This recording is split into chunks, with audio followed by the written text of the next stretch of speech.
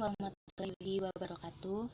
Saya Lestari Indriana, NIM 182111291 dan rekan saya Anissa Kusuma Wardani, NIM 182111305. Di sini kami akan mempresentasikan tentang transaksi bisnis modern yang terdiri dari multi level marketing atau MLM.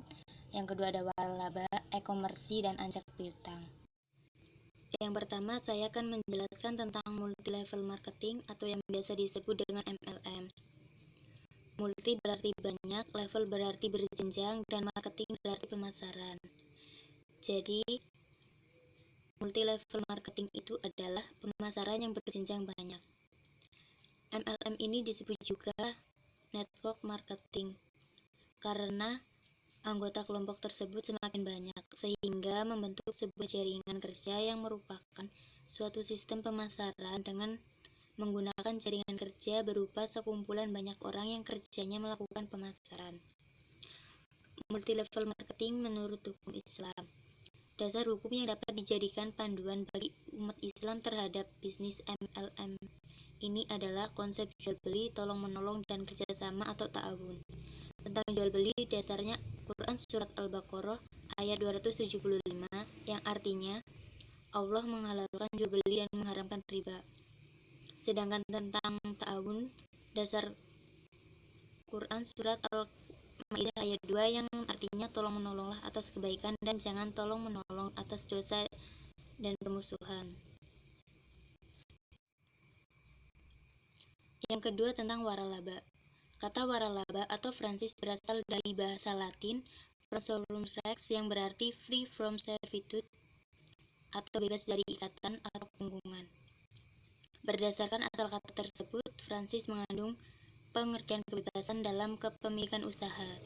Artinya, para pihak yang mengikat kerjasama berdasarkan suatu perjanjian atau kontrak memiliki perusahaan serta mengoperasikannya secara mandiri.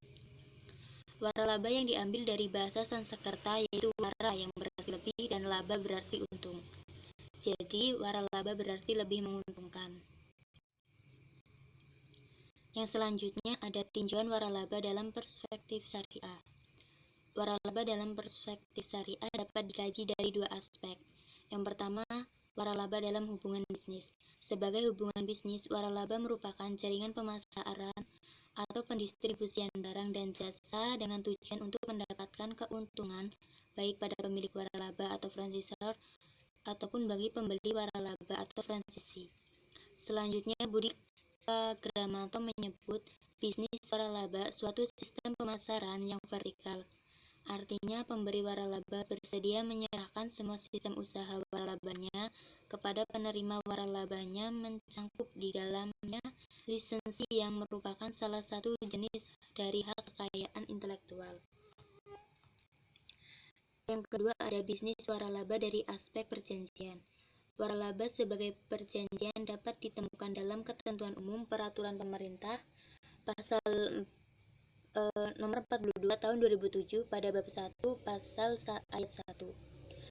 Sebagai berikut, waralaba adalah hak khusus yang dimiliki oleh orang perseorangan atau badan usaha dalam rangka memasarkan barang dan jasa yang telah terbukti berhasil dan dapat dimanfaatkan atau digunakan oleh pihak lain berdasarkan perjanjian waralaba. Kemudian disebutkan dalam pasal 4 ayat 1 bahwa waralaba diselenggarakan berdasarkan perjanjian tertulis antara pemberi waralaba dengan penerima waralaba dengan memperhatikan hukum Indonesia.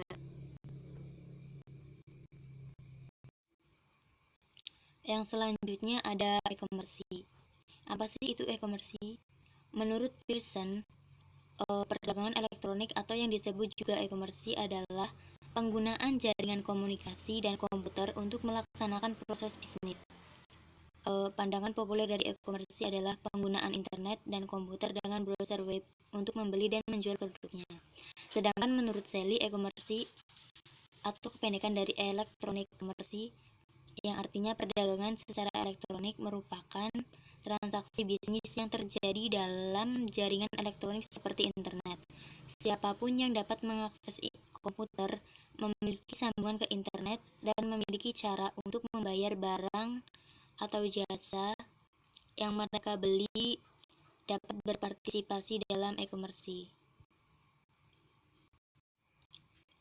Kemudian ada komponen-komponen elektronik commerce transaction atau kontrak dagang elektronik, antara lain: 1. Kontrak dagang.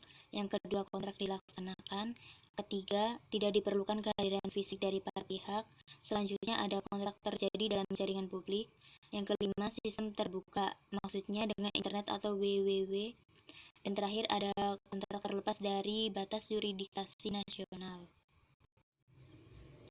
Adapun jenis-jenis dari e-commerce, di sini saya akan menyebutkan jenis-jenisnya saja. Penjelasannya bisa Anda baca di makalah. Yang pertama ada business to business, yang kedua ada business to consumer, yang ketiga ada consumer to consumer, yang keempat ada consumer to business, yang kelima ada perdagangan intrabisnis atau intraorganisasional, selanjutnya ada pemerintah keluarga, dan terakhir ada perdagangan mobile. Selanjutnya juga ada metode pembayaran e-commerce. Menurut Prihatna, dalam transaksi yang menggunakan e-commerce terdapat 3 metode pembayaran yang dapat digunakan. Yang pertama ada online processing credit card. Metode ini digunakan untuk produk yang bersifat retail, di mana mencakup pasar yang sangat luas, yaitu seluruh dunia. Pembayaran dilakukan secara langsung atau saat itu juga. Yang kedua ada money transfer. Pembayaran dalam metode ini lebih aman, namun membutuhkan biaya fee bagi pihak penyedia jasa money transfer untuk mengirim sejumlah uang ke negara lain. Terakhir ada cash on delivery, yakni pembayaran dengan bayar di tempat. Ini hanya bisa dilakukan jika konsumen langsung datang ke toko tempat produsen menjual produknya atau berada dalam satu wilayah yang sama dengan penyedia jasa. Yang selanjutnya yaitu manfaat e-commerce. Bagi organisasi, manfaat e-commerce menekan biaya menyusun, memproses, mendistribusikan, menyimpan, dan mengakses informasi berbagai kertas. Memungkinkan perusahaan mewujudkan bisnis yang sangat terspesialisasi. Bagi konsumen, manfaat e-commerce memungkinkan konsumen berbelanja atau melakukan transaksi lainnya setiap saat, memberikan pilihan produk dan pemasok yang lebih banyak kepada pelanggan. Bagi masyarakat luas, manfaat e-commerce memungkinkan lebih banyak orang bekerja di rumah dan memungkinkan beberapa jenis barang dijual dengan harga murah. Yang selanjutnya yaitu dampak positif dan negatif e-commerce bagi dunia bisnis.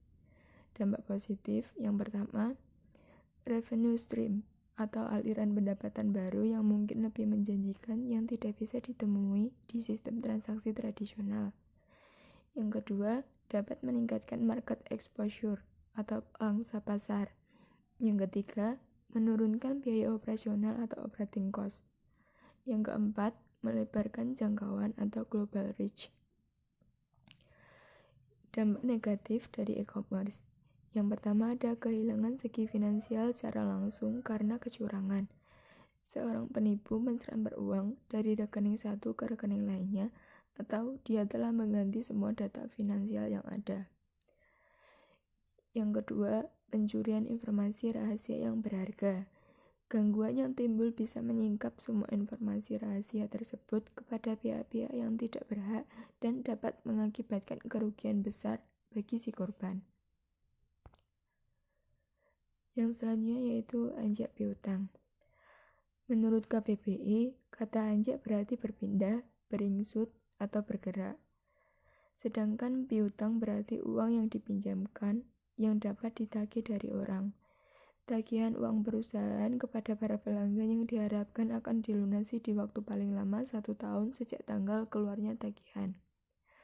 Secara konvensional, anjak piutang atau factoring didefinisikan sebagai kontrak di mana perusahaan anjak piutang menyediakan jasa-jasa sekurang-kurangnya antara lain jasa pembiayaan, jasa pembukaan atau maintenance of account, jasa penagihan piutang, jasa perlindungan terhadap resiko kredit, dan untuk itu klien berkewajiban kepada perusahaan anjak piutang secara terus-menerus menjual atau menjaminkan piutang yang berasal dari penjualan barang-barang atau pemberian jasa-jasa. Yang selanjutnya ada jenis transaksi anjak piutang. Ada dua jenis transaksi anjak piutang. Yang pertama, discount factoring. Dengan discount factoring, pemilik piutang menerima uang sebelum piutangnya jatuh tempo. Yang kedua, maturity factoring. Dengan maturity factoring, pemilik piutang hanya menerima uang pada saat piutangnya telah jatuh tempo. Konsekuensinya, ia tidak dibebani biaya bunga. Pemilik piutang hanya menanggung diskonto piutang dan biaya administrasi. Sebagai imbalannya, ia hanya memperoleh jasa penagihan, pencatatan, dan pemrosesan piutang. Yang selanjutnya yaitu manfaat anjak piutang atau factoring. Yang pertama ada manfaat bagi klien, di mana manfaat yang dapat diterima klien terdiri dari manfaat karena menerima jasa pembiayaan, antara lain peningkatan penjualan, kelancaran modal kerja, pengurangan resiko tidak tertagihnya piutang. Ada manfaat yang diterima karena jasa non-pembiayaan, antara lain memudahkan penagihan piutang, efisiensi usaha, dan peningkatan kualitas piutang. Yang selanjutnya ada manfaat bagi faktor atau lembaga factoring, di mana manfaat utama yang diterima lembaga factoring adalah penerimaan dalam bentuk fee dari pihak klien. Yang terakhir ada manfaat bagi customer, antara lain kesempatan untuk melakukan pembelian dengan kredit dan pelayanan penjualan yang lebih baik. Yang terakhir yaitu keunggulan teknik anjak piutang. Yang pertama, cash flow yang lebih cepat yang bisa dimanfaatkan misalnya untuk memperoleh persediaan yang lebih cepat laku. Yang kedua, adanya asuransi terhadap piutang tidak tertagih khususnya untuk kasus anjak piutang yang non-recourse. Yang ketiga, beban administrasi pengelolaan piutang bisa dipindahkan ke faktor. Yang selanjutnya kelemahan teknik ini adalah biaya relatif tinggi, ada faktor yang tidak bersedia menerima transaksi non-recourse, dan akan menurunkan laba jika cash flow yang diperoleh tidak dimanfaatkan efektif. Sekian presentasi dari kelompok 12. Bila ada salah kata mohon dimaafkan. Wassalamualaikum warahmatullahi wabarakatuh.